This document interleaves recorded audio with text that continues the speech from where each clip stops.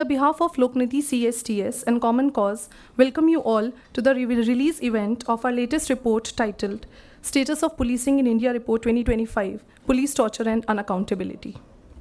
I would like to invite Professor Sanjay Kumar, Professor and Co-Director, Lokniti CSDS, Dr. Vipul Mudgal, Director, Common Cause, and Radhika Jha, Project Lead, Rule of Law, Common Cause, to please come and be seated on the stage.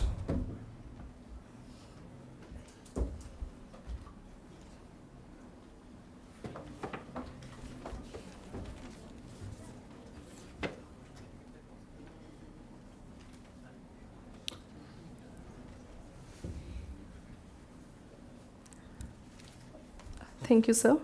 I would now like to request Professor Sanjay Kumar for his welcome address to the guests and the audience.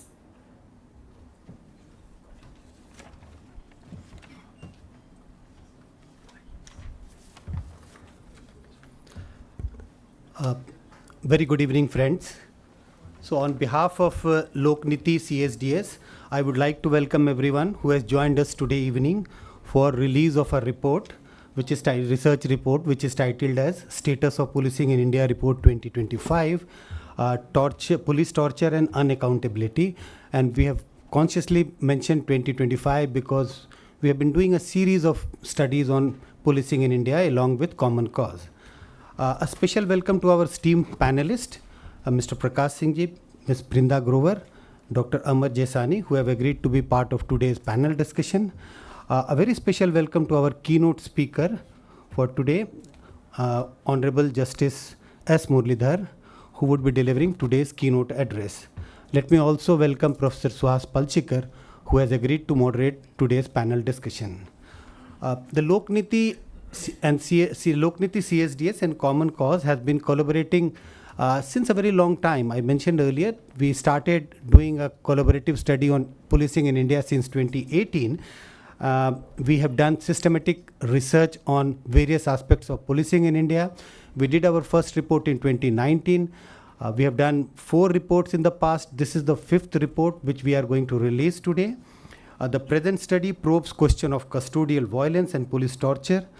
We have interviewed almost 8,000 policemen. Details of the study is going to be presented by other colleagues.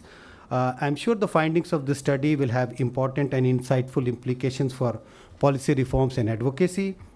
For the benefit of those who are present in the room and for others also, we would share the report. It would be shared online once the report is released after today evening. Thank you very much. Again, most welcome to be part of this report release event.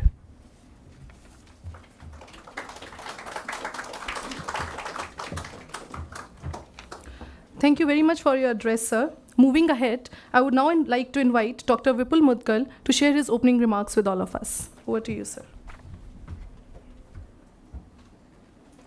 Thank you, Priyanka. It's my privilege to welcome you all on behalf of the SPIR teams at Lokniti, CSDS, and Common Cause.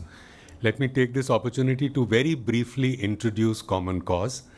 Common Cause is a civil society watchdog. We work on governance reforms and probity in public life. Integrity of institutions is the best way to describe what we do. We do this through research, through publications, and through public interest litigation. Common Cause has been filing PILs, as you know. Some of our PILs, in fact, if I start talking about it, it'll take a very long time. There'll be more than 70 PILs. But the most important of recent times have been the allocations of 2G, allocations of coal, citizens' right to die with dignity, which is also called the euthanasia case or the living will case, the appointment of India's first Lokpal. This was not happening. We do have a lame duck Lokpal, I believe, but it's good to have a Lokpal than not have a Lokpal at all. So you have whatever, it's over to people of India. Whether you want a Lokpal you deserve better, you fight for it. So there are many other cases. There are all the cases that you saw of the transfers and the illegal appointments of CBI directors, illegal extension being given to the ED director, many other appointments to CAG and many other. Then the electoral cases, the cases of electoral integrity. There was a case in which Common Cause case led to all political parties filing their income tax returns and also keeping copies of it, keeping records of it. We also were co-petitioners along with Association for Democratic Reforms in the electoral bond case. I will not go into it. You know that these were quite consequential cases in India. Common Cause has also been working on police reforms for a long time, since 90s.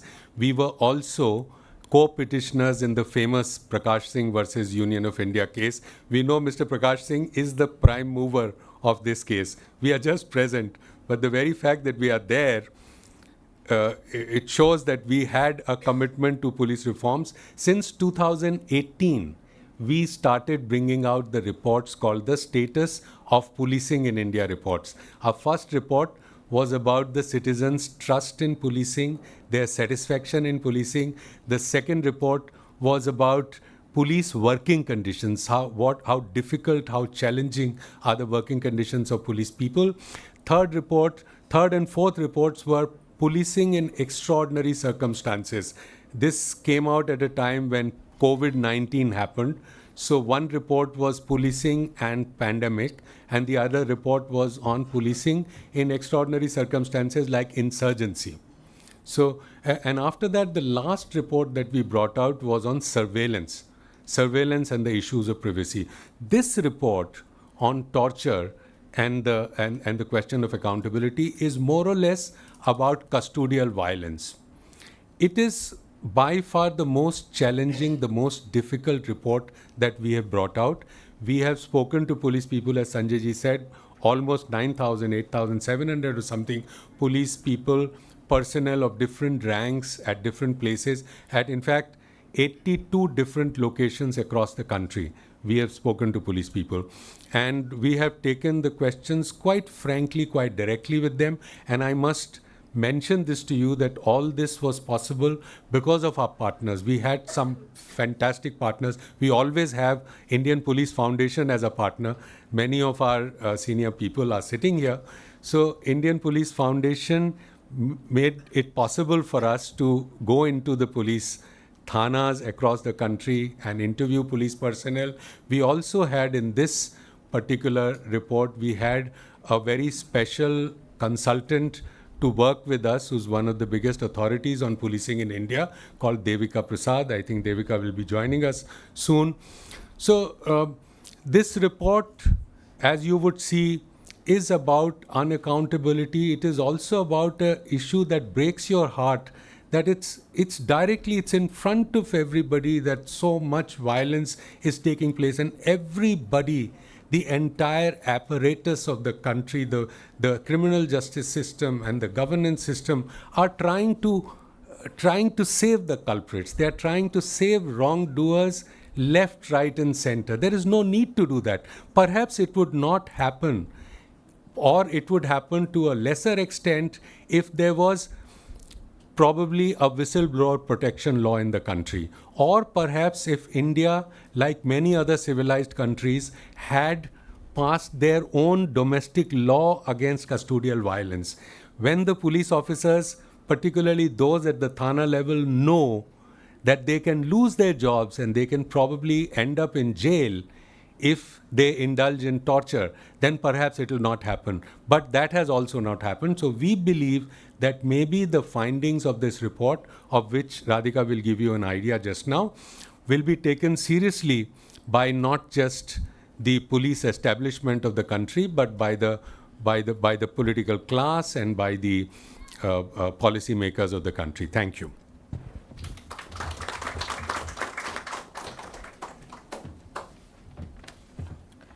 Thank you very much for your remarks, sir. Moving on, I would now request Radhika Jha to make a brief presentation about the salient features and key findings of the report.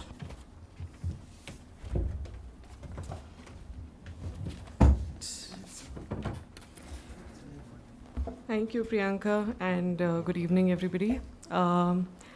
So I will, sorry. just.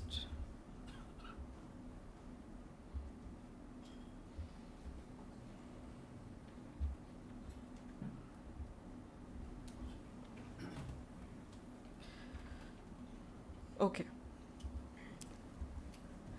So the objective of the Status of Policing in India Report 2025 was to look at the nature, the factors, and the causes that contribute to the perpetuation of violence and torture in India.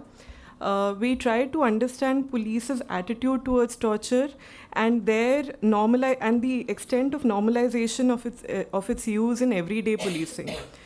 So in terms of methodological tools, we employed mixed methodological tools in this study. We surveyed more than 8,200 police officers from across the country, from 16 states and union territories. And these are police officers of all ranks. We, in addition to this, we also conducted open-ended interviews, in-depth interviews with other accountability actors. These were doctors, lawyers, and magistrates. On their interaction with the police and with the victims of torture and people who have been in custody. In addition to both these, we also analyzed the official data on police excesses and deaths in police custody. We looked at mainly two official sources. These were the National Crime Records Bureau and the National Human Rights Commission. We analyzed data from their publications and also sourced data through RTI applications. The report's major findings altogether basically present a picture that police justify torture to a worrying extent and largely consider its use acceptable in all kinds of cases. Some of the larger trends that appear from that emerged from the study are, one, that there is clear disregard for any legal procedure or due process which are inbuilt safeguards against police torture. The police have a tendency to believe that their role is to impart justice, quote unquote, and the safeguards are basically impediments in their duty to actually carry out their duty. The second important finding that was running through the report was that, unfortunately, the most senior ranks of officers, which are the IPS officers, are in fact the most likely to support torture in various kinds of cases. And these are the people who receive the bulk of the training and the resources and are in the highest positions of authority. Along with them, it's also the officers who frequently conduct interrogation and investigations who are most likely to support the use of torture and police violence. There are also clear state patterns emerging. For instance, Kerala seems to be the state from where officers are most likely to adhere to legal procedures and have lowest support for the use of torture, whereas in the state of Gujarat, there is a much higher disregard for due procedure. They are much more likely, they are amongst the highest support for the use of torture and third degree. They are much more likely to also support other aggressive policing practices like preventive detention or even indefinite arrests without any court investigation. So now running you quickly through some of the important findings of the report. We asked the police personnel on a question on should the police be allowed to arrest and detain suspects without any court investigation, and found that there was huge support for such arrests. 28% strongly agreed with the statement, 41% somewhat agreed, and a total of more than 2 out of 3 police personnel actually feel that they should be allowed to arrest and detain without any court investigation. Again, officers who frequently conduct interrogations and conduct arrests were the most likely to have this opinion. We also find on the process of disregard for due procedure, we find that police have a tendency to justify even the public taking law into their own hands without any regard for whether the guilt of the accused has in fact been proven or not. So we saw that a significant proportion of the respondents said that they support mob violence in various categories of crime. 27% said that it is justified to a great extent in cases of sexual harassment and assault. 25% said that it's justified to a great extent in cases of child lifting and kidnapping. 16% said so even in minor cases of pickpocketing or chain snatching, it is mob violence is completely justified. Similarly, for cow slaughter, 16% said that it is completely justified. The IPS officers and, in fact, the constabulary had the highest support, followed closely by the IPS officers. Whereas the upper subordinate rank of officers, which are basically officers from the assistant sub-inspector rank to the deputy superintendent of police, had relatively lowest support for mob violence. We also saw that more experienced police personnel who have more than 11 years of service or more than 20 years of service are much less likely to support mob violence, and further we'll see that they are also much likely to support the use of police violence and police torture. Across states, Gujarat had the highest support, like I had mentioned earlier. 57% justified mob violence to a great extent. And Kerala had the lowest support. 91% said that it is not at all justified. This was a very worrying finding on the killing of quote-unquote dangerous criminals during encounters by the police. Now, 22% of the police personnel that we interviewed said that it is that they agree with the statement that for the greater good of the society, killing dangerous criminals during encounters is sometimes more effective than giving them a legal trial. Even though 74% disagreed and said that legal procedures are important no matter how dangerous the criminal is, but even that 22% is a significant proportion because it amounts to basically more than 1 out of 5 police personnel openly saying that they are in support of encounter killings. IPS and constabulary ranks were the most likely to support this statement at 24%. And upper subordinates slightly less likely, but across ranks there was considerable support for encounter killings. Now, we also asked a set of questions on how regular and how likely is it for certain legal procedures to be followed during arrest. These included questions on completion of arrest memo, completion of inspection memo at the time of arrest, medical examination at the time of arrest, and informing the arrestee of the reason for their arrest. And there is no ambiguity in law that these are to be followed in all cases of arrest, and not following these legal procedures would in fact amount to the arrest being rendered illegal. However, we saw that actual compliance with these procedures as reported by the police themselves is actually quite low, with just 41% saying that they always adhere to all of these arrest procedures. In fact, 1 out of 4 police personnel said that these procedures are rarely or never complied with. Now we look at some of the findings on police's justification for the use of force and for torture. When we asked the police about whether it is okay to use force without any fear of punishment, whether they support the use of force, 26% strongly agreed that in order to fulfill their responsibilities, the police should be allowed to use force without any fear of punishment. 45% somewhat agreed with this statement. On specific questions of the use of violence against certain categories of criminals, quote-unquote criminals, accused in crime cases basically, the police officer also displayed high support for different types of violence. When we asked about the use of violence against the accused in petty offenses, about half of the police respondents said that verbal abuse or threats against the accused is justified. 32% said that actions like slapping or hitting the accused in petty offenses is justified. And 9% even said that third-degree methods by the police against the accused in petty offenses is justified. When it came to serious criminal cases, the support grew significantly. 55% said that verbal abuse or threats are completely justified. 50% said that hitting, slapping, all of that is justified. And 30% said that third-degree methods against the accused in serious criminal cases are justified.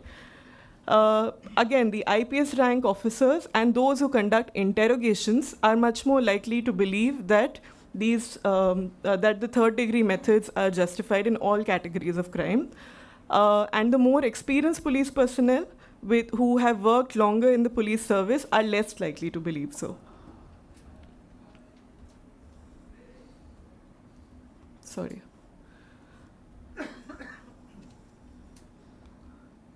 Right, so we created an index on propensity to justify torture by merging together all of the questions, all of the different questions that we had on the use of torture by the police.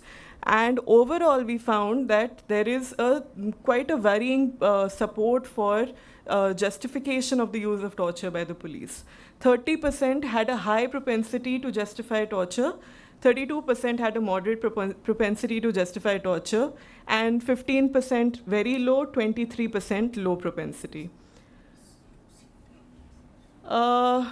Now we look at some of the views and experiences of other accountability actors, which were the lawyers, the judges, and the doctors, which were quite in contrast with the data that emerged from the survey with the police.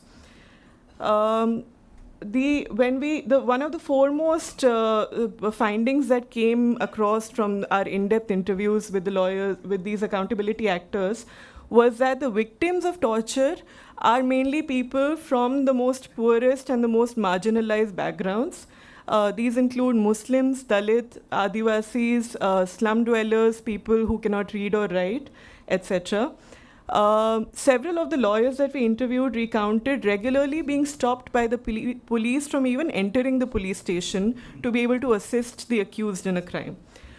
Although there was largely consensus on the fact that the magistrate is one of the most important actors in preventing police torture, in reality, the respondents to our interviews actually said that it's very rare to see magistrates play an active role in even interacting with an arrested person, forget about preventing torture. One lawyer described magistrates as silent spectators who did not record anything or ask the arrested persons when and where they were arrested. Some of the doctors that we interviewed pointed out that the medical examination of the arrested persons were not carried out by people who had any specialization in forensic medicines, and in fact were even done by specialists such as eye specialists, anesthesiologists, etc. Basically, whichever doctor is available. In terms of whether the accused is actually able to make any complaint about the torture that they faced, there was largely consensus amongst lawyers and judges that we spoke to say that they are unable to make complaints, mostly because of fear of retaliation by the police and because of the systemic impediments that they face. They also said, importantly, that the National Human Rights Commission is not at all effective in dealing with cases of police torture. When we look at the official data, predictably, the official data on police torture is very scarce, and it hides a lot more than it actually reveals. However, there are some, for instance, one of the foremost things that we looked at was the data on custodial deaths. And there is a lot of discrepancy even between different official authorities in the number of deaths in custody published by them. In the year 2020, the National Crime Records Bureau recorded 76 cases of deaths in police custody, whereas the National Human Rights Commission recorded 90 cases of deaths in police custody.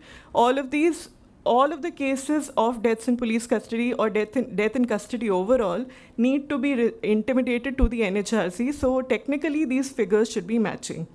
And when we look at documentation of a civil society organization, we find that the figure is much higher. The documentation by the National Campaign Against Torture in the same year records 111 cases of deaths in police custody. Again, when we look at the reasons behind deaths in police custody, there is a lot of variation between the official and the unofficial sources. The NCRB suggests that there was only one case of death in police custody, which was caused due to physical assault by the police in that year. As per NCAT, on the other hand, 46% of the overall deaths in police custody were allegedly due to police torture. Now, looking at the disposal of the cases of deaths in police custody, we find that between the years 2018 to 2022, of all of the deaths, just 10% cases had FIRs registered for custodial deaths.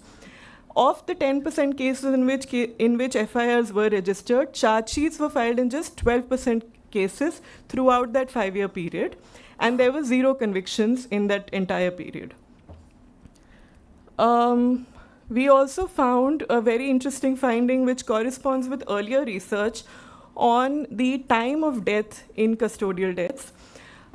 We find that more than half of the cases of custodial deaths actually occur within the first 24 hours of arrest. So in the year 2022, for instance, 55% of the cases of custodial deaths were of those persons who were not on remand. That is, persons who had not been produced before the magistrate. So presumably all of these deaths occurred within the first 24 hours of arrest. Another important mandate, which is, this is last slide. There's another important mandate, legal mandate, which is of judicial inquiry into all cases of custodial deaths. This is given under Section 196 of the BNSS.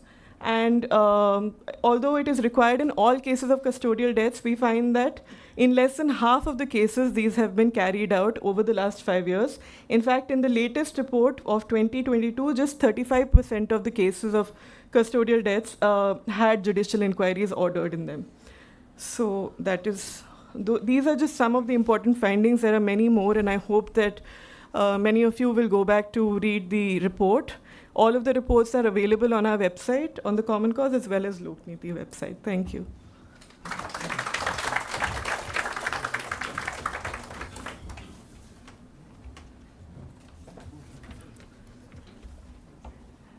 Thank you, Radhika, and also sorry for bringing the time limit to you.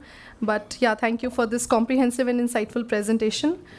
Taking the program ahead, I would now request our chair for this evening, Justice S. Muralidhar, and all our esteemed panelists, Mr. Prakash Singh, Ms. Rinda Grover, Dr. Amar J. Sani, and Professor Suhas Palshikar to please come up on the stage for the report release.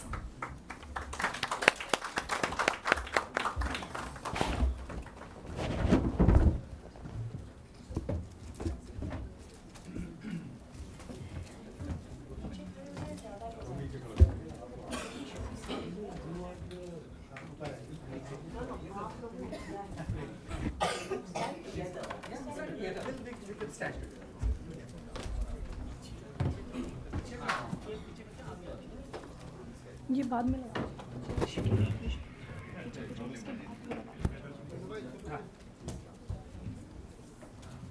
Sorry, where did it take very long? No, but the whole time already. It didn't take very long. I didn't know that it was last time. You should also take Yeah.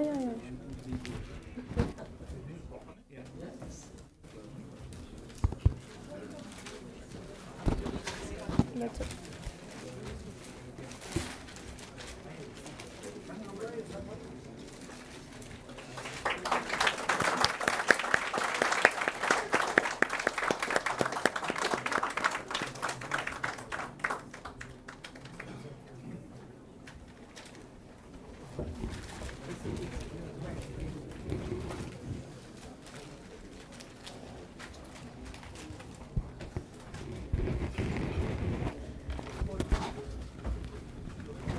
I would now thank Professor Sanjay Kumar, Dr. Vipul Mudgal, and Radhika Jha, and also request our 3 panelists, and also Professor Palshikar and Justice Muralidhar to be seated on the stage.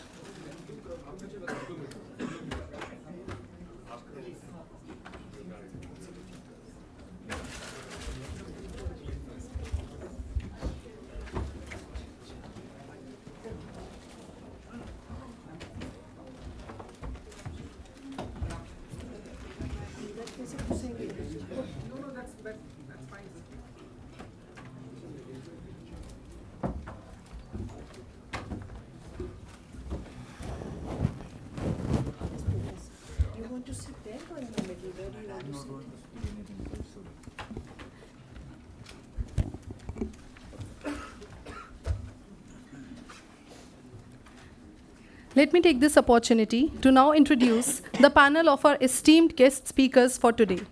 We have Honorable Justice S. Muralidhar as our chair and keynote speaker for the evening. Justice Muralidhar is a former Chief Justice of Odisha High Court, having served from 2021 to 2023. He was also a judge of the Punjab and Haryana High Court as well as the Delhi High Court. He has also served as a counsel for Election Commission of India, Law Commission, as well as the National Human Rights Commission for several years.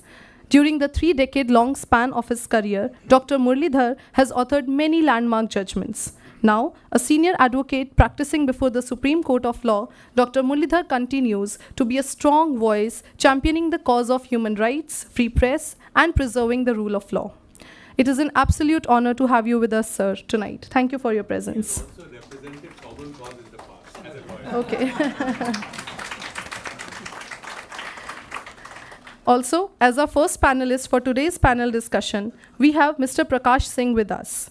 Mr. Prakash is a distinguished IPS officer who has served as the DGP for the states of Uttar Pradesh and Assam, as well as BSF. He has also been a member of the esteemed National Security Advisory Board. Mr. Prakash was awarded the prestigious Padma Shri Award by the Indian government in 1991.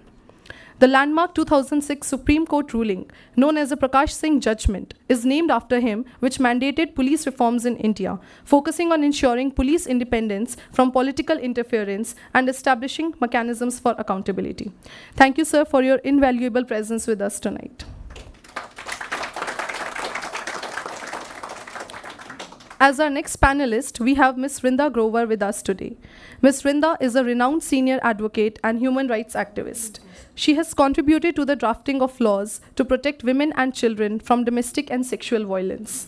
She has also advocated for laws prohibiting torture and for protection against communal and targeted violence. Thank you, ma'am, for gracing us with your presence tonight.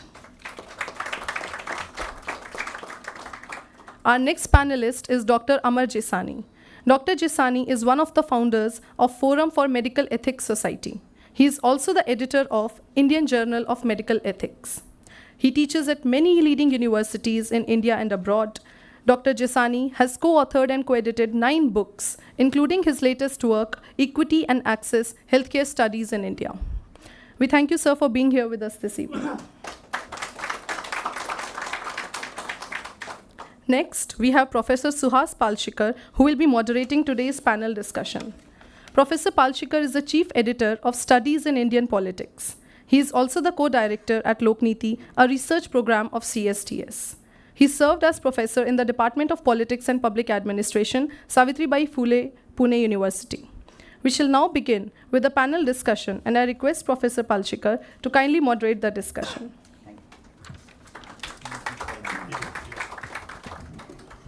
Thank you, Priyanka. We are slightly running behind the schedule, and I really don't know what I'm supposed to be doing by moderating the panel, except probably looking at the watch constantly. We have all looked at the report summary that Radhika presented, and there are trends that should worry any citizen of India. The goal of accountability on the one hand and the empirical reality of unaccountability on the other hand is probably a challenge for this panel to address this evening, because the questions are not only about how there is impunity with which police persons behave, but also the questions as to how as society we accept this. And therefore there is this legitimacy of illegitimacy, if one were to call it, that we have to address. The other larger issue probably is what is our description of the Indian state that emerges from such reports and various other reports, data and anecdotes.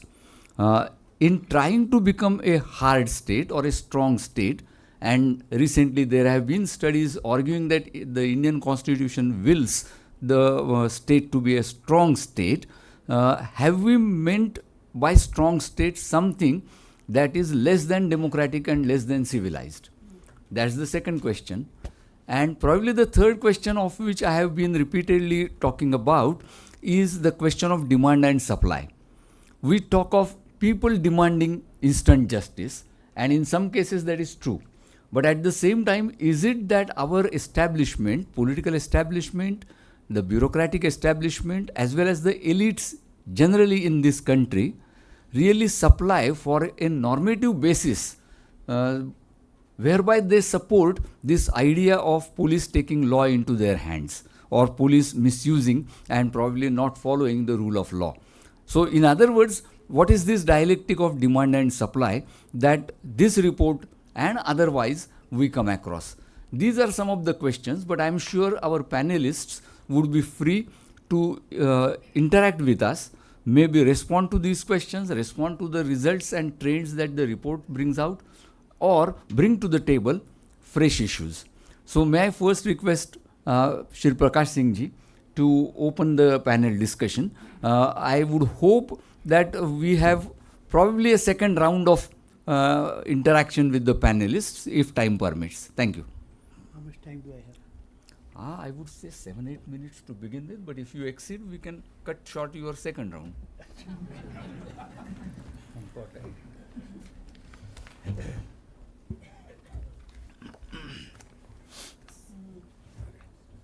Justice Muralidhar, fellow co-panelists, and distinguished persons, ladies and gentlemen among the audience.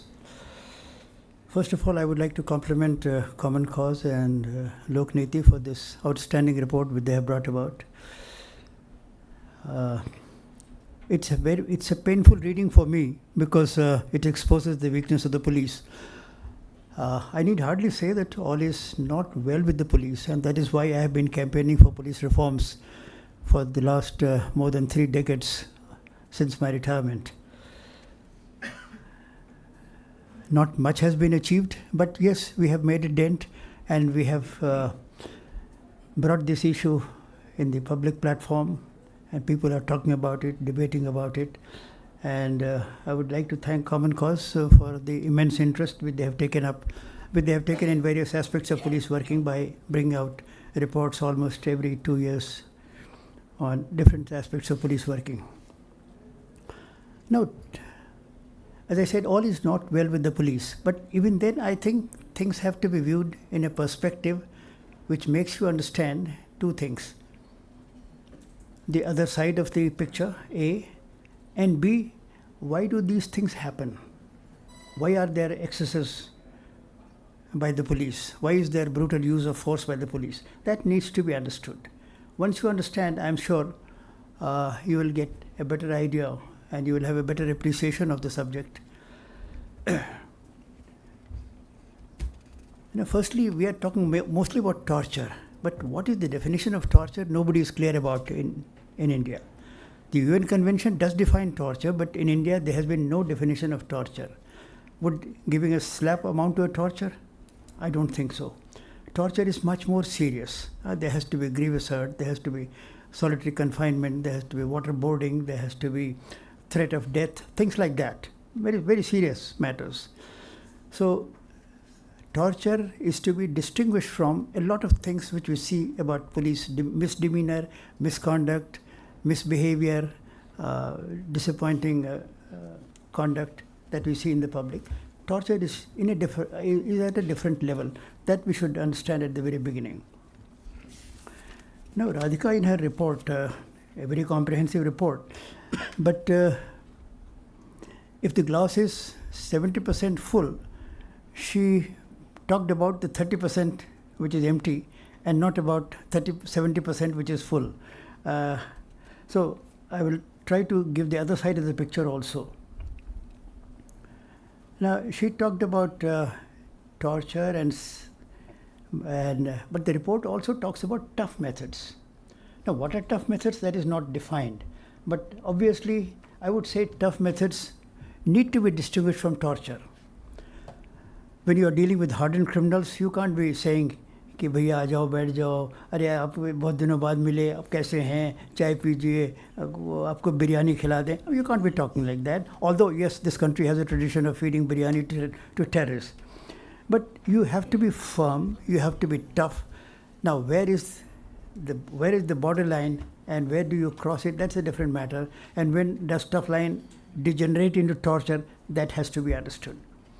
Now, in the analysis which I read, tough methods are approved by 22% people, and another 35% say, well, somewhat.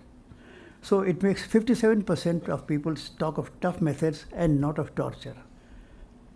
57% people say that while dealing with hardened criminals, you need to adopt tough methods without talking of torture. Then it is true that 22% people say that killing dangerous criminals is to be preferred to protracted long trial. But it's also true that 74% people say that no, irrespective of how dangerous the criminal is, we should follow proper procedures. Now, 74% is to be given more importance than 22%. Then it's also very significant, and this is brought out in the report itself. It talks of police officers saying that great emphasis needs to be given to training in human rights. 79% of the people are giving importance to human rights. 70% of people say that we need to educate our force about prevention of torture. 79% people say that interrogation should be evidence-based. So under all these three heads, the percentage is above 70 of policemen supporting human rights, supporting prevention of torture, and supporting evidence-based interrogation. So this is the other side of the picture. I mean, the glass is, as I said, 70% better, and only 25% is contrary to the expectations. Now, this is another crucial point was use of force without fear of punishment. This has to be. Why is there going to be a debate about it? If force, I mean, why is dandas given to you? Why are rifles given to you?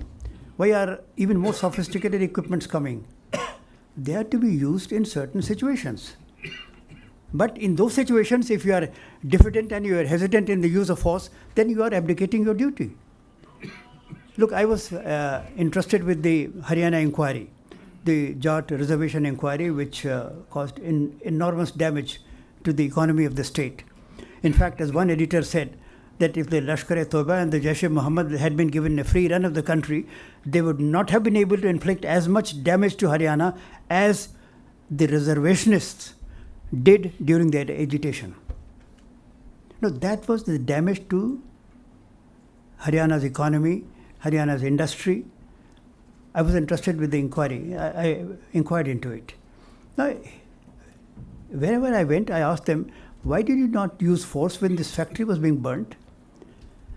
When this library was being burnt, I was so pained. One library kept burning for 3 days. We have heard of Nalanda library burning for 1 month. But I saw with my own eyes a library burning for 3 days. And no force was used. What is the force meant for? If you are not going to use force on such occasions, let the police be disbanded. Let it be disarmed. Can we afford that? I'll put it in a different way. Let us say that tomorrow IAS officers are on leave. Nobody will perform his functions. Would life be very much disturbed? Let tomorrow say the customs department, we are going on leave. Maybe there will be some smuggling. But can police say that we are 24 hours, we are on leave and we will not take any action against criminal? Can you visualize that situation for 1 day? Tell me. You cannot visualize that situation. Why? Because the fear of police is there. And the fear of police has to be there.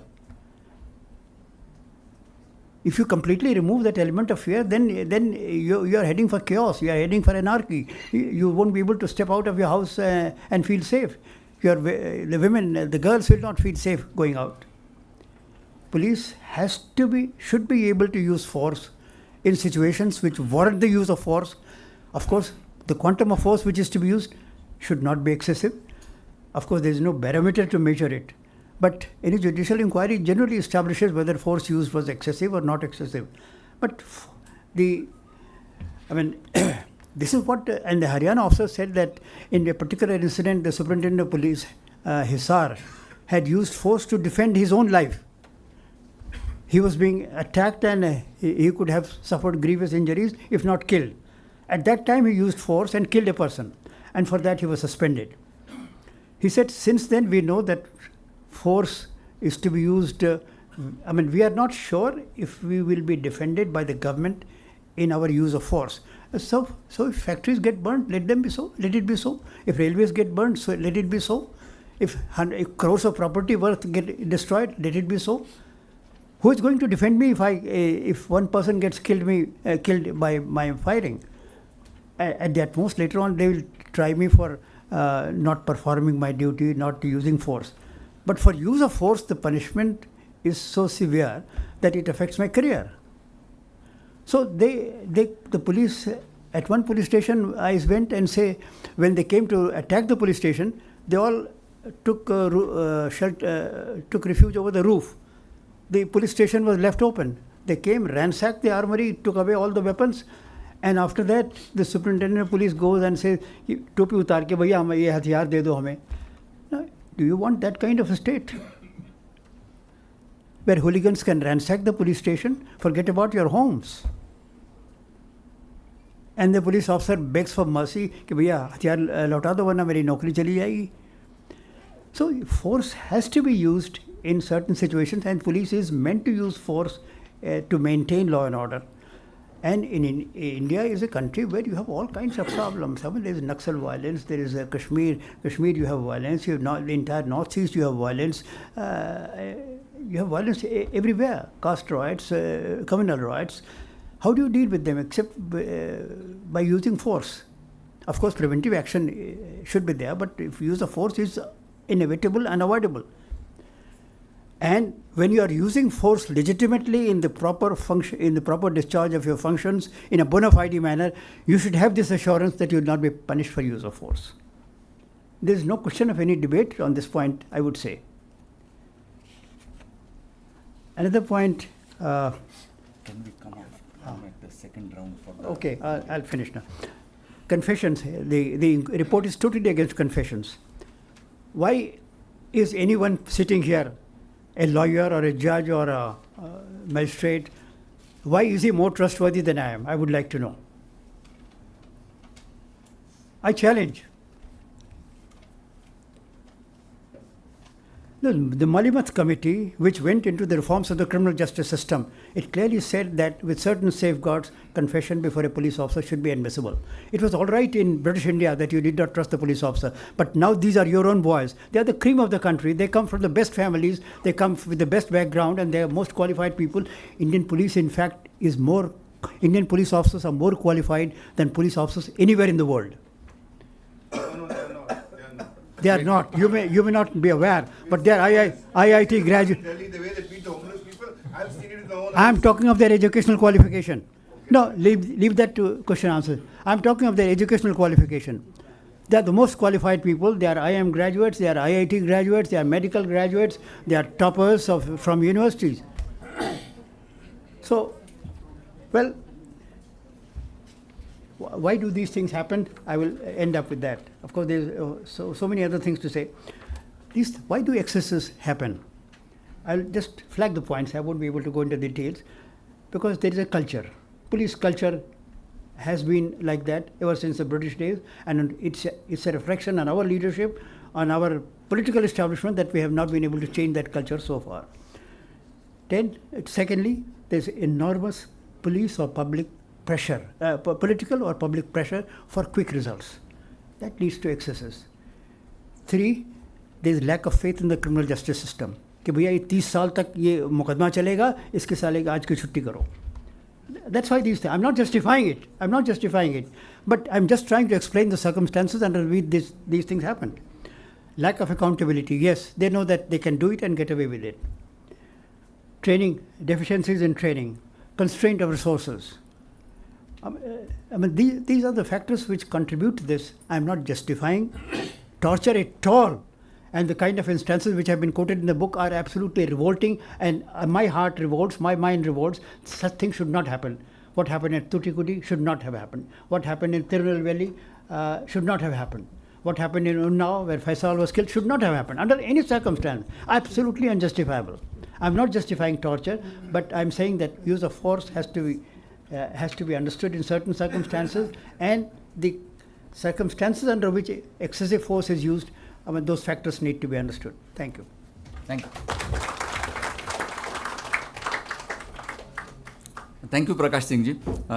May I now request Dr. Amar Jasani to take over to sort of make sure that.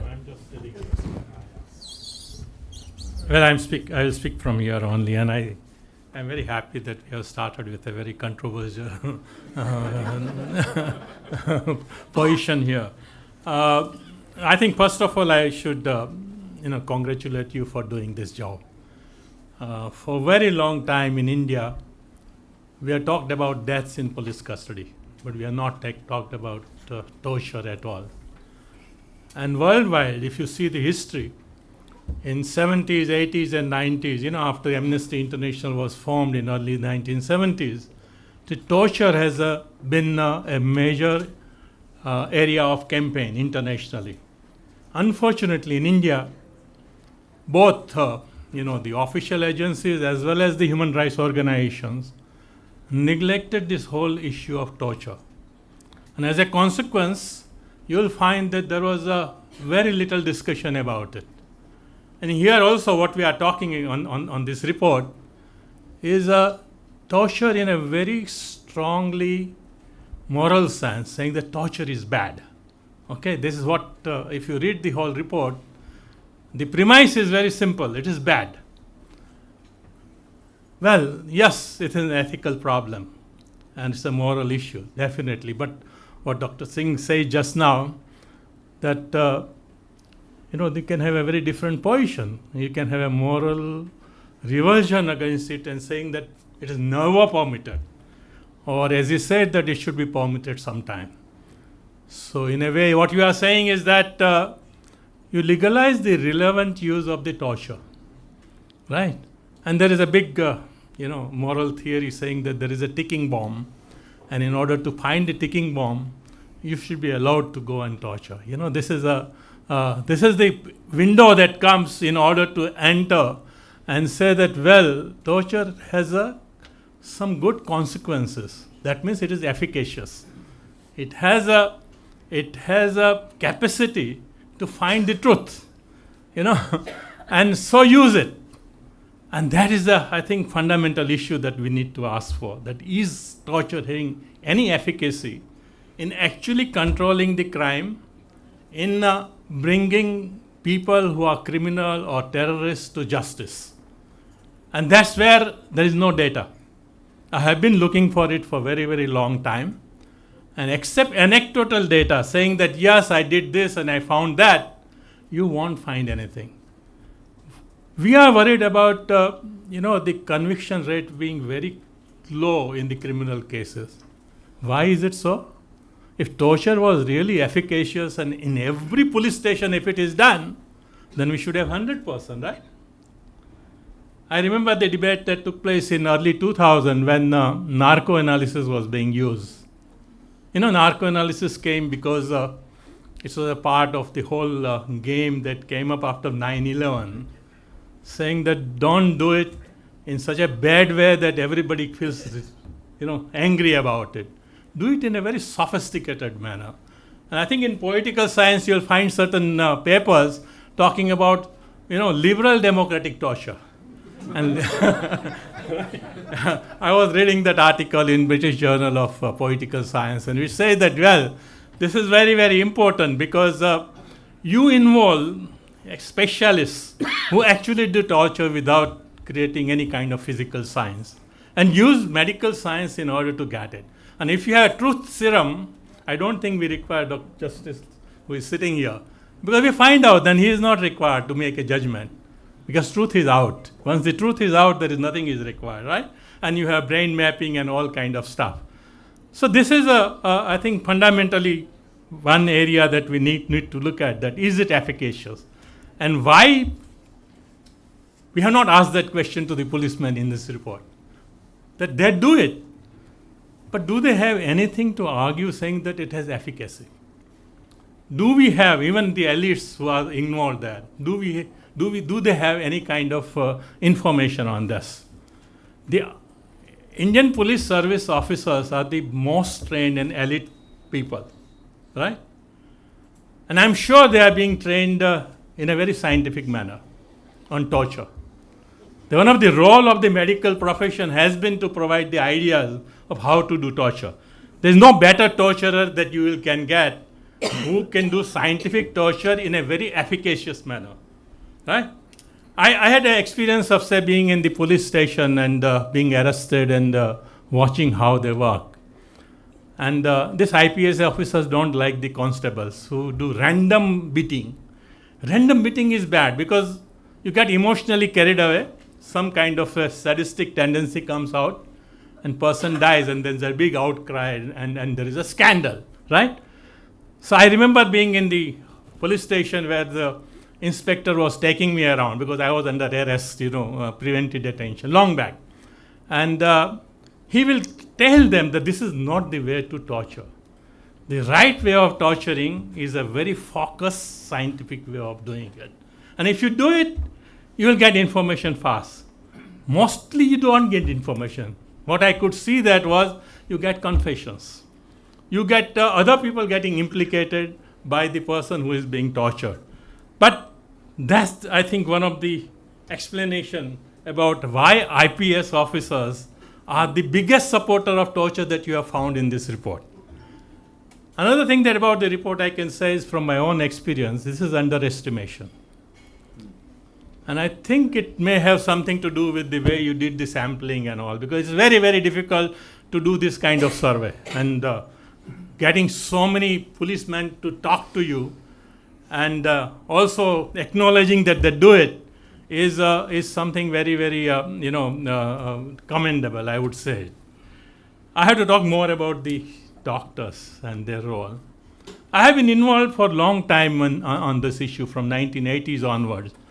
And at the international level, because at the national level I found that if you go and do a human rights investigation and you find that doctor had neglected his duty in actually helping the accused when he was being beaten and brought to the hospital, when we put it down in the report, the human rights organization will say, well, we are fighting against police. Police is the enemy. We don't want to create doctors as enemies, So it will be underplayed when there is a press conference or there is things are being taken forward. But remember that if you want justice, if you want them to make accountable, there are different actors involved. And if that system is not put in place, then we may win few cases here and there, but we will not be able to stop it at the ground level. That means prevention is not possible. What happens to anybody, any person who is tortured, either because of the physical injuries, that person definitely visits doctors. So either police bring, or if he is released from there, he goes to the doctor and doctor definitely finds out that this injury is because of the torture. The other thing that happens, and I think that is oftentimes left out, is that you must have heard about PTSD, right? Post-traumatic stress disorder. The whole disorder that was identified after GIs who came back from Vietnam, and they were suffering from because they indulge in violence and they also witness extreme violence. The people who are tortured, they also suffer from that kind of post-torture syndrome. And I have seen those people going after months because of their mental health problems. And doctors not be able to recognize it and connect it with that, right? So this is a point that I'm making, is that at any time a person is tortured severely, they do come across the medical system somewhere. And that's how it should be one of the focus of our intervention in order to be an ally with the other people who are fighting for the accountability. The another thing that happens is that the person dies in the police custody. I think there is a lot of spotlight on it, but I think there is a small section in this report also, which is very simple, that doctors don't do good autopsy, right? And the whole idea of Ranganath Mishra that it should be video recorded has completely failed, simply because the videos nobody looks at. You do video recording, but somebody has to do the auditing of it in order to find out what actually happened. And CSDS-Lokniti and I were doing a report for India about 10 years back. It came out as a part of a book called Does the Torture Prevention Mechanism Work? It was a 14-country study, and India case study was done by Ginny and I. And we were interviewing one forensic expert, and he said that he went through 500 postmortem, or the video recordings of the human rights violation postmortems, and he found that there was nothing in it, in the sense that they used to get videographer from the civil society, and they are very used to focusing it on the main actors. It's very demonstrative. It's like you go to the marriage and you are doing videography there. So where is the focus? The bride and bridegroom. So in the autopsy room, who are there? This is a doctor. His face is seen all the time, right? And the policeman who is standing there, his face is seen every time. And if there is a magistrate who is also there, then that person's face is all the time. While we need video, which is of person who has died and what is happening to that person. Oftentimes, because of our caste system, what is purity and pollution, doctors doesn't touch the dead body. They are the assistants of the doctor, the class 4 employees who are from the lower caste. They are asked to cut open, and they just go and look at it, right? And then they pass the judgment. So there is in our autopsy room, according to medical standard, they should be as good as our operation theater. But if you go to the autopsy room, it's worse. Nobody would like in medical college to have their canteen next to the autopsy room, because it smells quite a lot. It used to. I don't know. I haven't been practicing nowadays, so I won't say anything on this. Last 2 points, quick one, because otherwise, one is I think the whole issue of who should be doing medical examination. And I think you had interviewed quite a few forensic experts, and so their view has come out very dominant, saying that there are not forensic experts available. And second is that doctors don't know forensic medicine. Well, if you do MBBS, you are supposed to know it, because that is the subject you are supposed to learn. The point is, these things are not taught. That is a reality, and that we will have to overcome. But what happens at the ground level is that most of the time, these people are not examined by the forensic expert. They are examined by the practicing doctor of that hospital. There may be general practitioner, there may be any kind of specialist in any branch. And I think it is quite justified. It's not only in India. You go to UK, you'll find the same thing, a general practitioner doing it, right? So it's all over like that a doctor doing a job of forensic examiner is a part of the medical life everywhere. Even autopsies, you go to the primary health center, community health center, district health center, it's not the forensic expert who does it.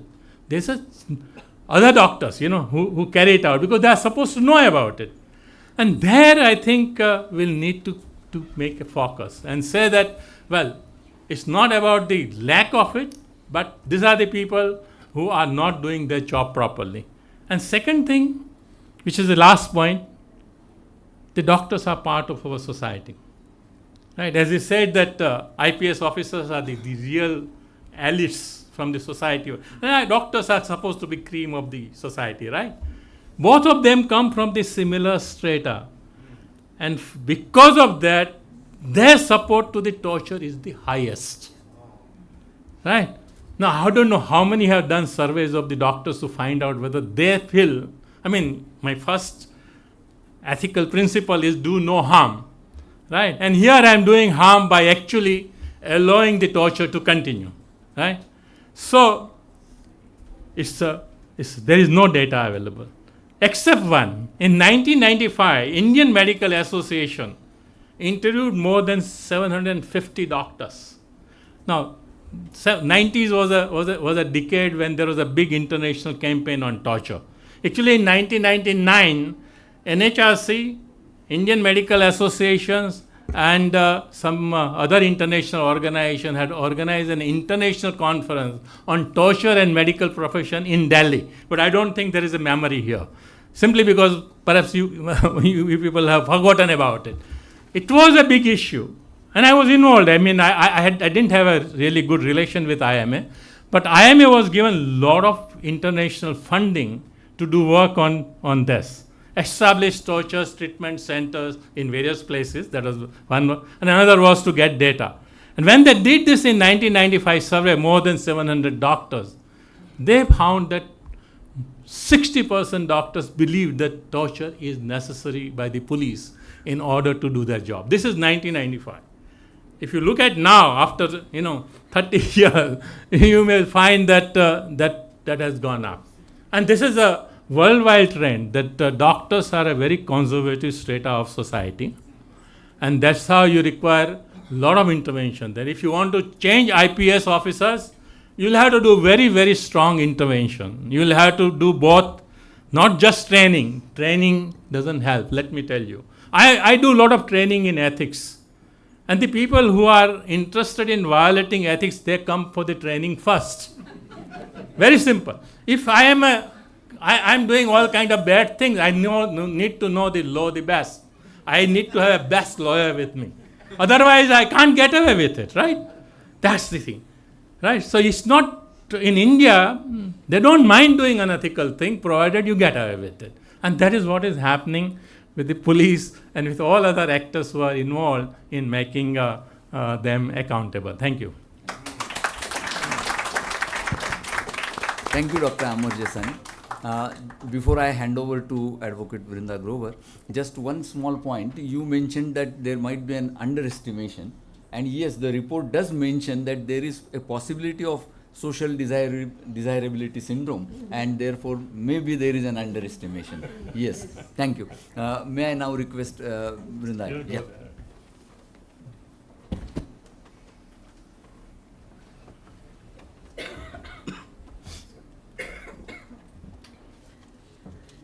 Thank you and good evening to everyone. Thank you very much to Common Cause, Lokniti, CSDS for this report.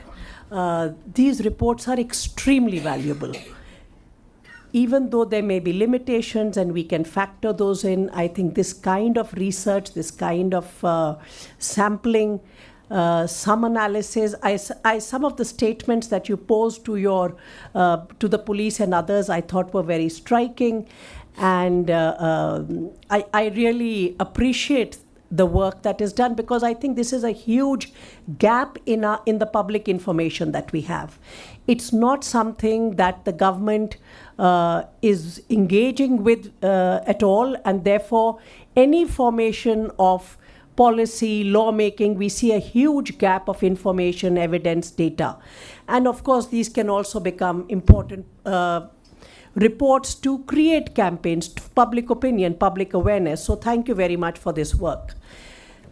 We recently had 3 new criminal codes being brought in, and we were told by the government on the floor of the House in Parliament that the laws are being decolonized, and therefore 3 new laws have been brought in. As we know, BNS, BNSS, and BSA.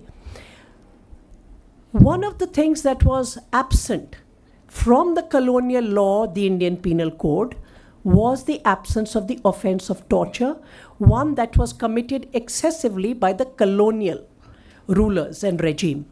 One would have imagined that this was high time that torture was introduced as an offense. Its silence and omission today is very striking, and therefore compels us to ask, why did the government not want to make torture an offense? The Indian state has ratified the UN Convention Against Torture as far back as 1997. We are in a handful of states that we don't usually like to associate ourselves with.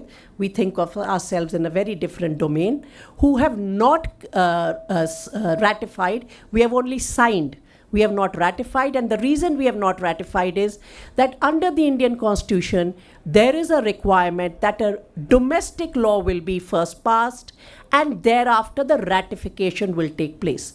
This is a conversation that the government of India has been having both at the domestic level, including at the Indian Supreme Court, as well as at the United Nations now for a very long time. And the question, I remember in the first Universal Periodic Review, which was perhaps in 2008, the largest number of questions put to India, and it's a peer group, the Human Rights Council. We are part of the UN, before I'm told this is some foreign Soros funding happening here. India is a member of the United Nations. And India was asked, the largest number of questions that were asked was, why and when will the CAT Convention be ratified? And India made an international commitment to do so. From 2008, we are now in 2025 with the law having been amended. We are told decolonized. There is no offense of torture. The crime of torture exists. It exists in the records of the NCRB. It exists in the records of the NHRC, in the media reports, in our experience. Nobody is denying that. The Supreme Court records torture having been committed. The crime is being committed. The offense will not be codified. This is a question that the state needs to be asked over and over again.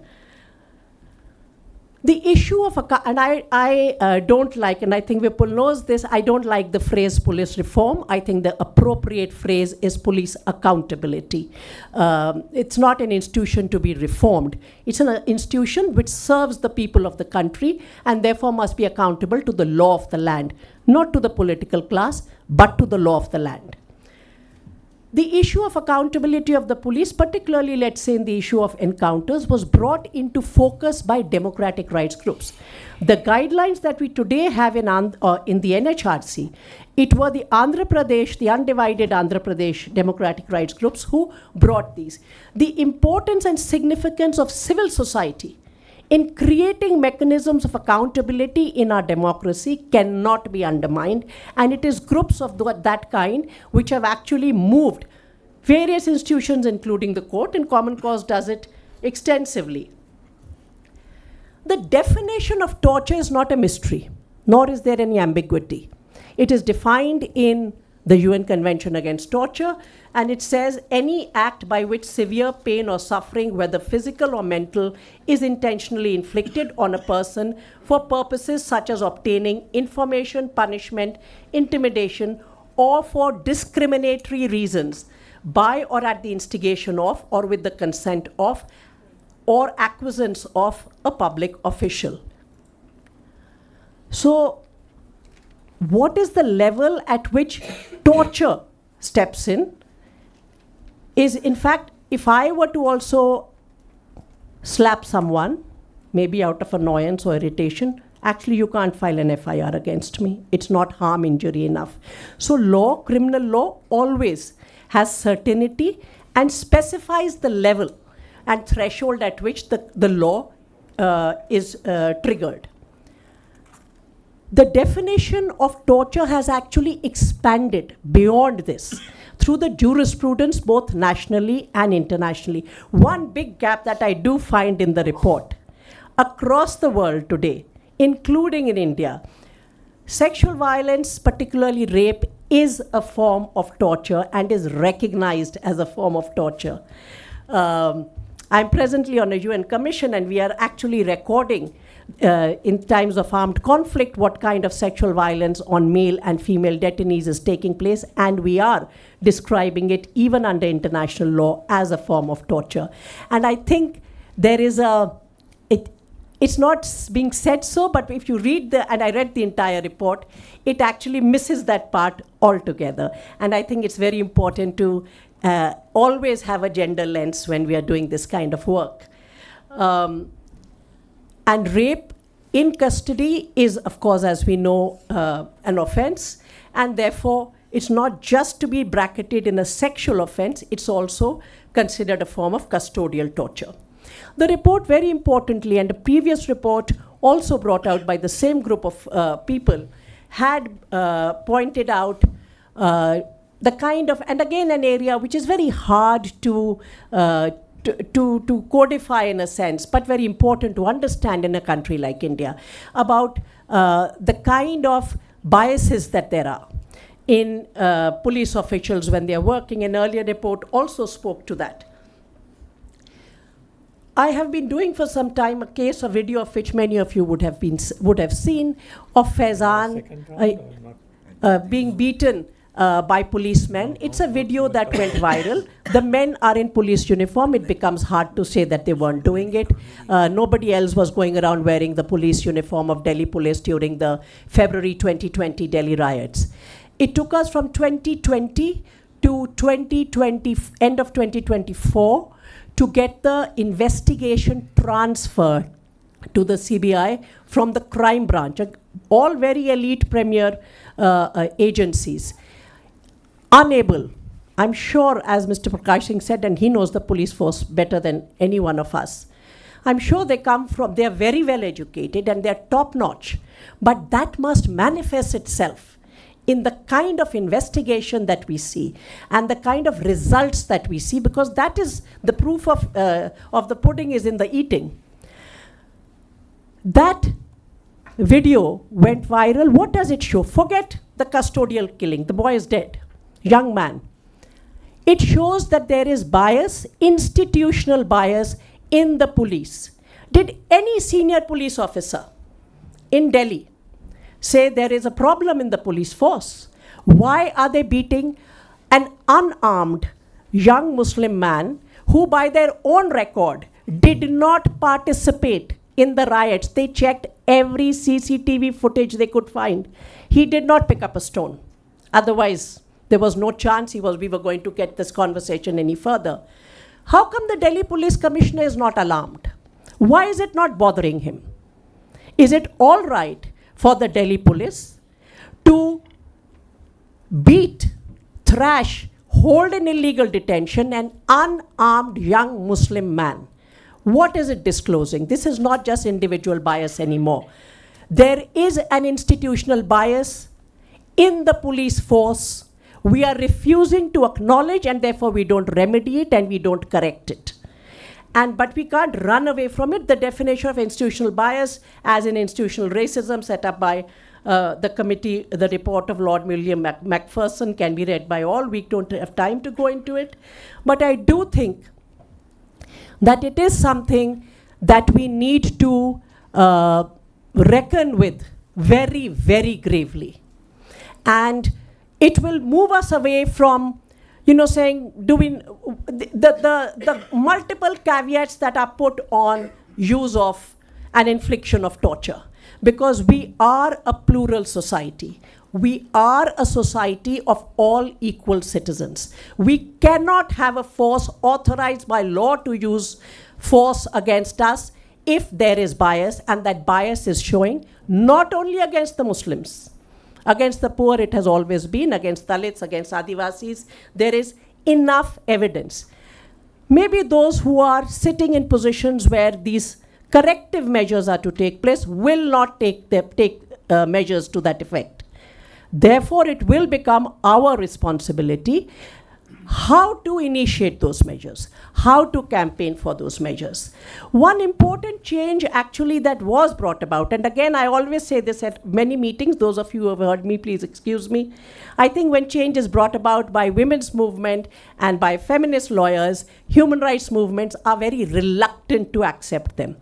A very important change brought about in the 2013 law, the amendment to the sexual violence and rape law. For the first time, the legal immunity that is granted to public servants against prosecution, which is one of the biggest hurdles of prosecution, an explanation was added, and now it is in the form of a proviso in the new BNSS, that no sanction will be required from the executive if the public servant is alleged to have committed a sexual offense. This was the first inroad ever made into the legal immunity granted under British law to public Earlier it was servants of the crown, then they became public servants. But the immunity enjoyed by them did not change under Indian law till 2013, only for sexual offenses. The next step is for torture. How can the human body, which is around the dignity of which your entire chapter 3 of the Constitution exists, any torture of the human body, there cannot be the need for sanction. Today, if you were to look at most of the cases where they are stuck, and I have done a fair amount to say this with some responsibility, and this is all documented, so one can verify it. Where do these cases get stuck? At the point of securing sanction from the executive for prosecution. Moving very quickly, there was much talk, including in the report, around the issue of encounter and that whether force can be used and whether force should be used without fear. I've been doing since 2019 the Disha encounter in Hyderabad. It would be important to remember that the letter that was sent to the Chief Justice on the day that the 4 men were shot dead by the Hyderabad police were by women's groups and other civil society activists who said, this is not what women are be seeking in the name of justice. That matter is still continuing. A commission of inquiry set up by a judicial commission of inquiry set up by the Supreme Court of India has held that it was cold-blooded murder. Prosecute all 10 police officers under the then section 302 for murder. What is happening in that case? Every single one of those police officers has extremely senior lawyers representing them before the Telangana High Court. I don't know whether they are able to, who provides the support, who doesn't provide the support. I've not made it my business to find that out, though I think one should. They are all very well represented. There is a battery of lawyers on the other side. We have not yet reached the stage of lodging an FIR.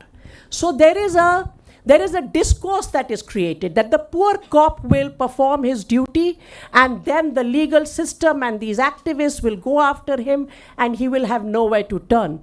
It's not true. Please go and look at each one of the encounter cases and see who is representing the policemen, who is paying the fee of those lawyers. The families of the victims cannot afford lawyers. What has happened in the Disha encounter? 3 of them, 2 of them turned out to be juveniles, 3 of them from a primitive tribal group, the 4th an adult, a Muslim man. This is the India we are living in. And we are not acknowledging that those who are using force, they could have got confessions out of these men that they committed rape and gang rape and murder. Who would have thereafter, after kind of outcry after that young lady doctor's body was found, they could have got the confessions out of them. What is the danger of confessions? Unless there is accountability to law, unless we have those systems in place, I don't think we can even start talking about moving in the other direction. We should not fear the police. I should not fear the police in my own country. I am a citizen. The police is a service force. We should all respect the law, including the man in uniform. I refuse to fear anyone in this country.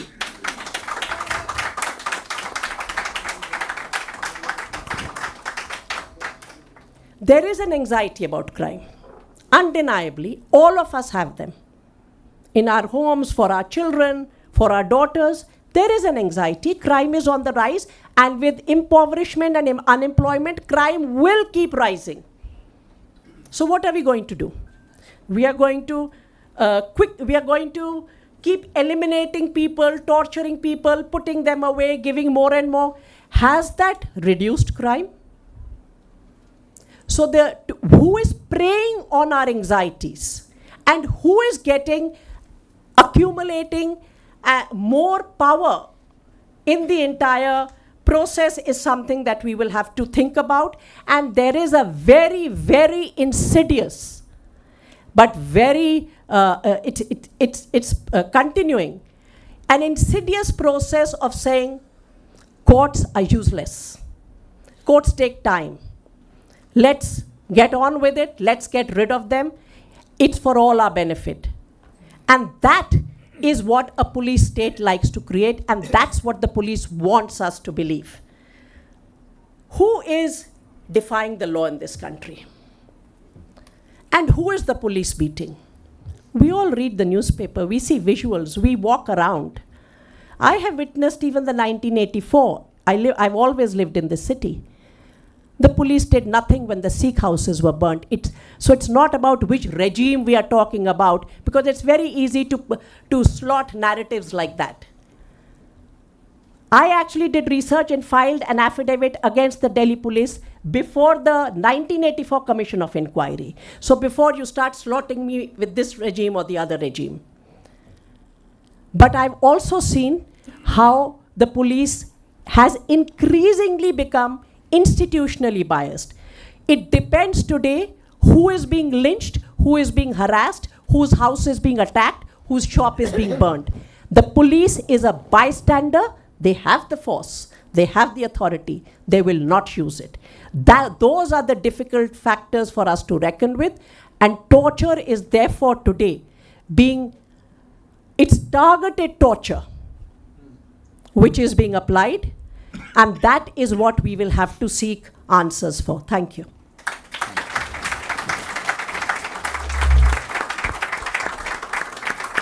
Thank you. Friends, I have many responses and questions to the panel, and I am repressing myself. The panelists themselves also have responses to each other and requesting them to repress themselves. So also you all. And let us therefore request the keynote speaker, Justice Muralidhar, to deliver his keynote address. Thank you.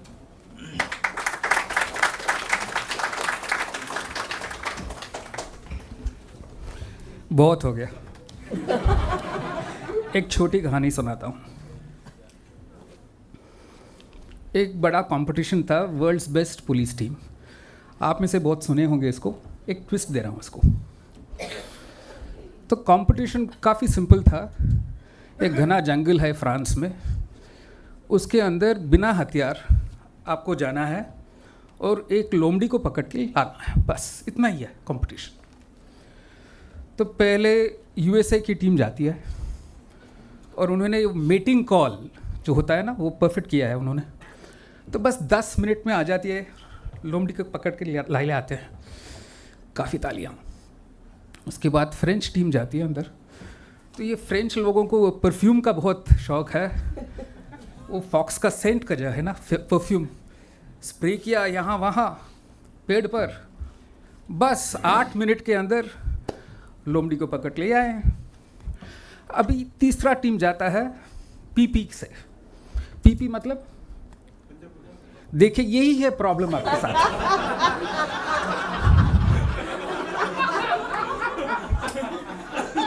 Singh साहब बैठे हैं, Pakistan police, Pakistan police, Pakistan में भी पंजाब है मगर ये तो Pakistan police. Pakistan police से 2 हवलदार, वेरी सैडली वो लाठी को छोड़ के जाना पड़ रहा है उनको। अंदर जाते हैं, 11:30 होगा, आधा घंटा हो गया, 1 घंटा हो गया, 2 घंटा हो गया, लंच टाइम पार हो गया, टी टाइम पार हो गया, सनसेट भी हो गया है। तो इनको ढूंढने के लिए एक टीम भेजते हैं और टीम बहुत घने जंगल के बहुत अंदर जाती है और अंदर से एक चिल्ला के एक आवाज़ आ रहा है। तो वहाँ जाके देखते हैं 2 पेड़ के बीच एक भालू को बांधा है और अपने बेल्ट से लेके उसको मार रहे हैं, ये कह के कबूल कर तू लोमड़ी है। This is part 1। बेचारा भालू तो कुछ कह रहा है। तो ये जब टीम जाती है, अपने हवलदार पूछ रहे हैं व्हाट इज दिस भालू सेइंग। तो फ्रेंच का कुछ भाषा होगा शायद, तो वो अनुवाद से बताते हैं, he saying I am totally foxed. और ये बहुत एक्साइट हो जाते हैं, मान गया.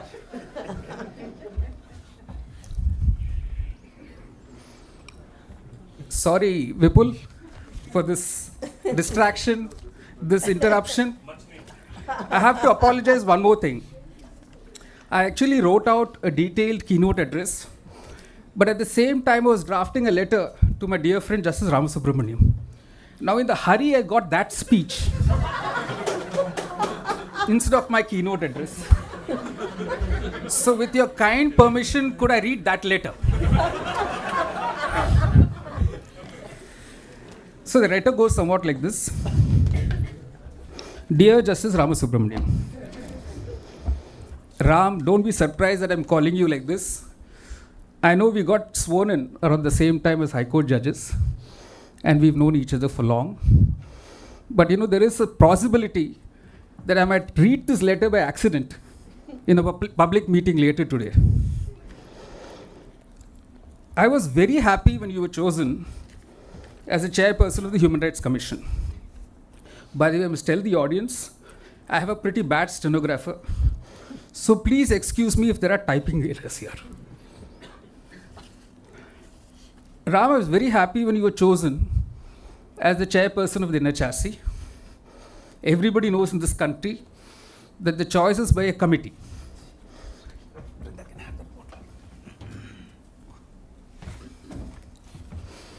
Now, you were chosen by a committee comprising the Prime Minister,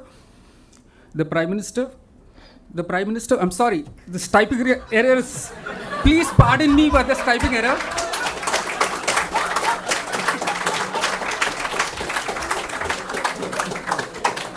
It should read the Prime Minister, the Speaker of the Lok Sabha, the Home Minister, the Deputy Chairman of the Rajya Sabha, and 2 anti-nationals. Again a typing error. One is the leader of the opposition, the Rajya Sabha, and the other is the leader of opposition, the Lok Sabha. So we're very happy, Ram, that you were chosen as chairperson of the NHRC. And in the very first speech, I can understand when you addressed upon taking over on 30th December, you harked back to our traditions. You said human rights is not a foreign concept. Our Tirukural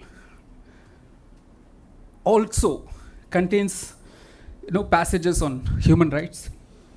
You are a great scholar, Ram, in Tamil. And I know that you had that urge to refer to a Tamil text. But these days, Ram, it's better that you refer to a Hindi text. Tamil is not a very popular language. Ram, you should also realize that, as we know in intellectual property rights, certain words acquire secondary meanings. Ram, I know it's useless to tell you this, but for instance, when Xerox was the first corporation to make photocopiers, people used to, after a few years, say, "Mujhe ek Xerox de do." Xerox is the name of the company, but it required a secondary meaning. So likewise, there are words that acquire secondary meanings in our country, and the whole context changes. Now, I'm in the grandfather age, so are you. So one of my classmates was narrating this. He's a retired IAS officer now, and his grandchild was asked in school, "Who's your favorite relative?" And as many children say, "My grandfather or my grandmother." So this boy has said, "My grandfather." So what is it about him that makes you like him so much? One child said, "My grandfather, after his retirement from the IAS, is now the epitome of reliance." Such an innocent statement. I don't know why it caused a flutter. Another grandchild was asked, "Why do you like your grandfather?" He said, "My grandfather is very spiritual and he entirely relies on Vedanta." So Ram, you'll realize how new meanings are attributed by all people with suspicions. These are all innocent words, unnecessarily twisted out of context. Now let's take this retired police officer from Andhra Pradesh. He was narrating his woes to me. He said, "Sir, I've been leading a peaceful life." In an ordinary conversation with another colleague, I said, "I used to have a girlfriend called Ishrat many, many years ago, and we had a falling out. And then the other day, I encountered her on the way to Adilabad." Now, this was a perfectly innocent statement. Why should it cause an inquiry against me because I used the word encountered? Is it not a simple English word?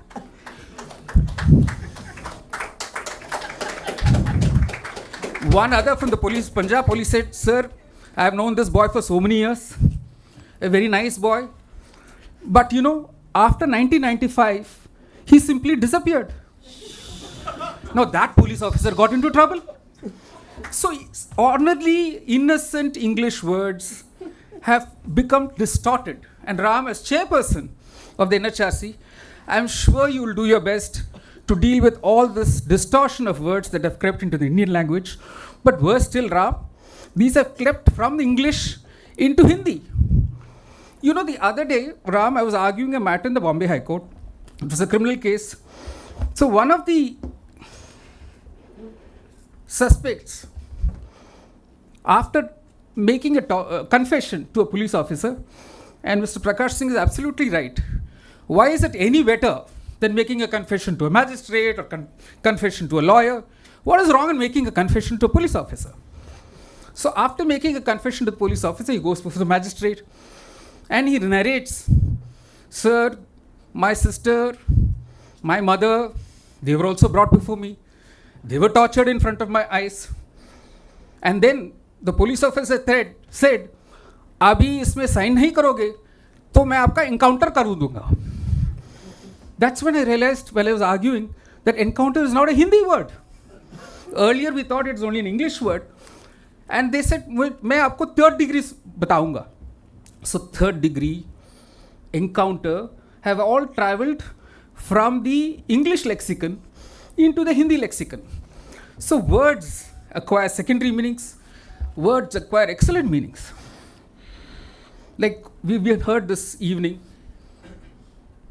सवाल का जवाब देना है, प्रश्न का उत्तर देना है. प्रश्न प्रदेश नहीं बनाया हमने, उत्तर प्रदेश बनाया हमने.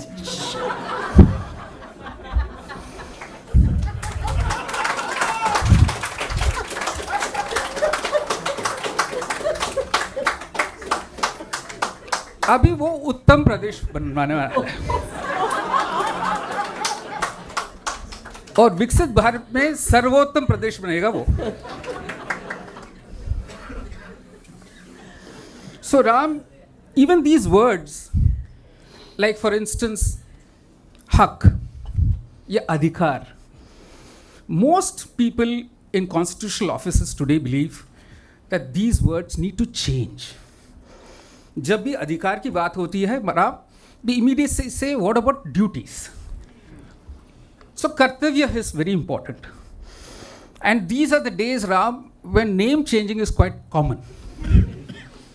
So as chairperson of the NHRC, it's only my suggestion that you might want to consider a popular demand by a majority in this country that, of course, you should become a Vishwaguru of human rights commissions. So you should represent yourself as a Vishwa Manav Kartavya Ayog, where one of the main tasks you will have is to enforce duties. For instance, there should be a fundamental duty in every citizen to not cry when tortured, not suffer unnecessary injuries when tortured, and not have bleeding injuries or broken bones when tortured. This becomes a part of your patriotic duty. Because after all, as we are told, police is only performing its duty. Then this word bulldozer.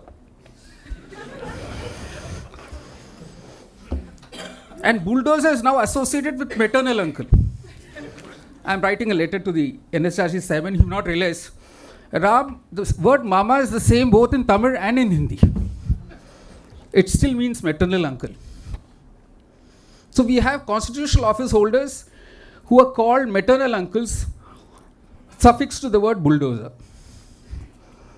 I would be very curious to know, Ram, whether it's of any concern to the NHRC, that houses of people suspected to be involved in riots are straightaway demolished.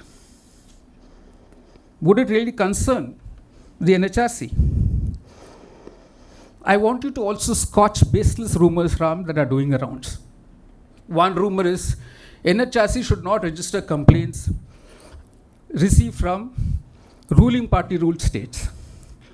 This is a totally baseless rumor, and as chairperson of the NHRC, you must put out statistics to show how many complaints from Uttar Pradesh you've received and how you've dealt with it. That will help us scotch these rumors completely. This is becoming a long letter.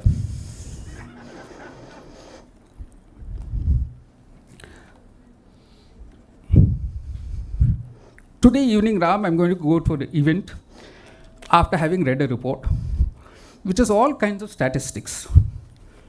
They claim to have talked to 8,000 policemen, lawyers, judges, civil society activists, and they've come up with all sorts of figures. For instance, very interestingly, in page 30 of that report, and I'm sure, Ram, you'll probably get to read the report, just to give you a kind of heads up. In page 30 of the report, they've set out 12 methods of torture. In fact, one of our panelists had a doubt, what does torture even mean? This report tells us there are 12 different kinds of torture. For instance, beating with lathis, torture from suspension, stretching limbs apart, prolonged constraint of movement, beating while suspended, cigarette burns, electric shocks, choking, rubbing salt, chili pepper, gasoline in wounds or body cavities, sexual violence to genitals, molestation, rape, conditions of detention, unhygienic conditions in police lockup, prolonged solitary confinement, blocked access to toilet facilities, irregular access to food and water, denial of privacy, forced nakedness, humiliation such as verbal abuse, insults to caste, religion, community, performance of humiliating acts, threats of death, harm to family, further torture, imprisonment.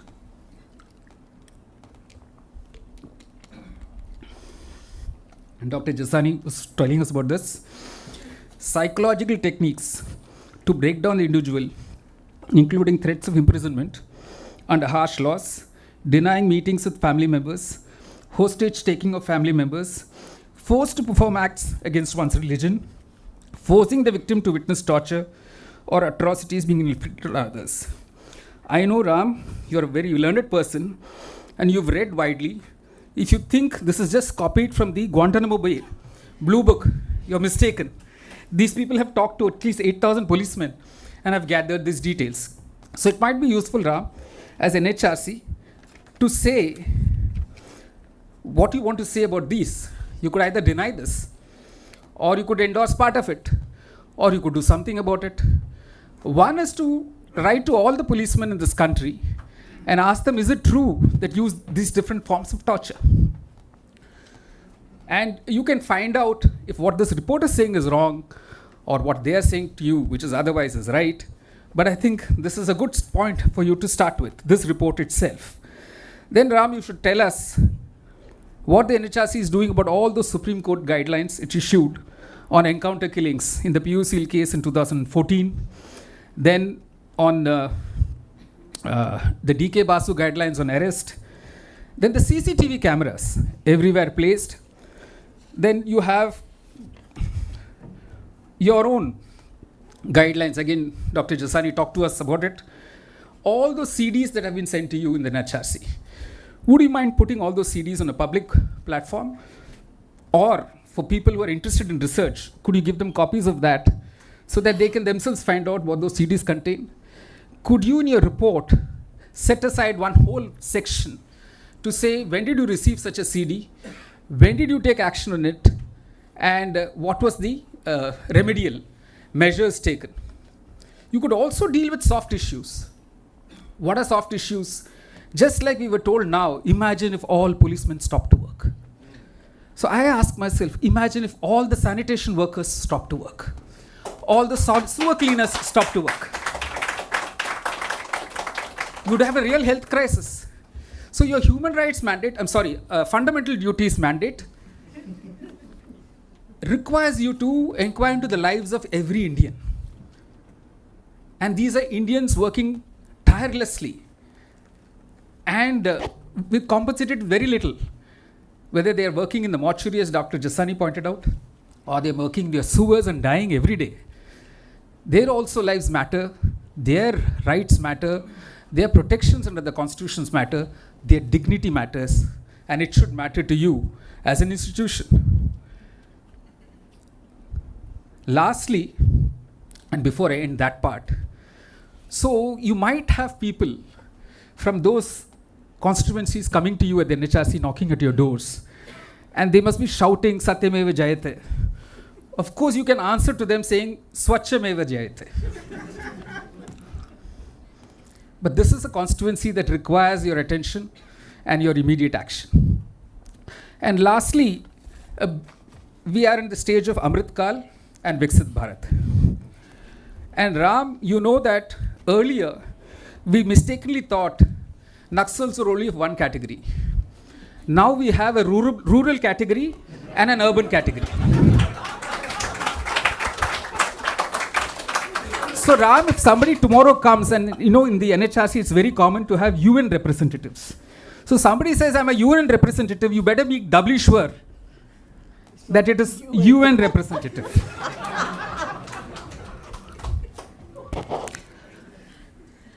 So you might want to have a complete section in your report, and I know I'm saying this in a place in Lutyens, Delhi, near Khan Market,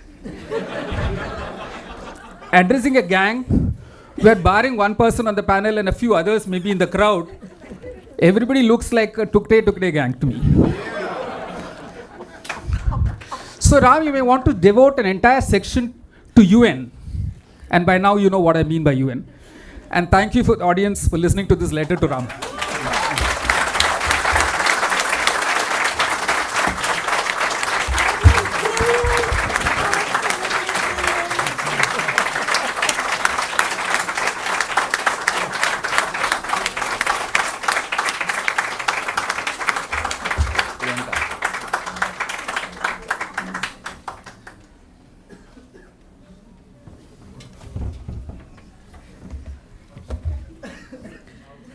As the evening nears its fruition, with such an insightful panel discussion and keynote speech, I take this valuable opportunity to thank Justice S. Muralidhar for his extremely interesting keynote address to the audience. A heartfelt thanks is also due to Mr. Prakash Singh, Ms. Vrinda Grover, Dr. Amar Jesani, and Professor Suhas Palshikar. We indeed had a great time listening and thinking along the discussion and being a part of the session. I would now invite Professor Sandeep Shastri, Vice President, Nitya Education Trust, and the National Coordinator, Lokniti Network, to deliver a vote of thanks. Excuse me, can we have one question? Sorry, one is never enough, so sorry. One remark at least. I think all the questions would be best at the dinner table, where along with our sumptuous dinner, not only food for the body, but also food for thought can continue there. Friends, after a keynote address which left everybody waiting for the next word to be said and the next sentence to be articulated, words fail me in being able to thank you for having joined us this evening and made this evening so special for everybody here. Thank you, Justice Muralidhar, for being with us today at the release of this report. I would also like to thank all our three panelists for their very insightful comments and for the dialogue which happened between them. I wish we had more time for that dialogue, but then there is always a limit of time that we have. So thank you all for doing such a commendable job. I must also use this occasion to thank everybody in our audience for coming here. I think after a long time, we have had a hall where people have had to stand for 1.5 hours, and they have done it happily. So thank you all of those in our audience for having spent this evening with us. And I'm sure each of you will go back with new ideas, fresh thoughts, and will look at the issues which this report raises. On behalf of Common Cause and Lokniti, I'd like to thank, in a very special way, the Indian Police Foundation, particularly its president, Mr. N. Ramchandran, the former DGP of Assam and Meghalaya, and many other members of IPS like Dr. Ish Kumar and Ms. Miran Borwankar for their support in the work we have done. We're also thankful to the global academics who gave feedback on the survey questionnaire that we developed. These included people like Beatrice Jauregui, Abhinav Sekri, Gagan Sethi, Vijay Raghavan, Ginny Lokanita, Ramesh Nathan, Vibhuti Narayan Rai. The Common Cause and Lokniti are especially thankful to our special consultant for the project, Mrs. Devika Prasad, and we also would like to thank all those who agreed to be interviewed for this study. Finally, a lot of people in Common Cause and a lot of people in Lokniti contributed to the success of the study we did. We had a range of field investigators across the states who did our data collection. A very big thank you to each of them. I think the best credit to this report would be the feedback we received from you on this and your support in spreading the message which this report contains. Thank you all for being here and have a wonderful evening.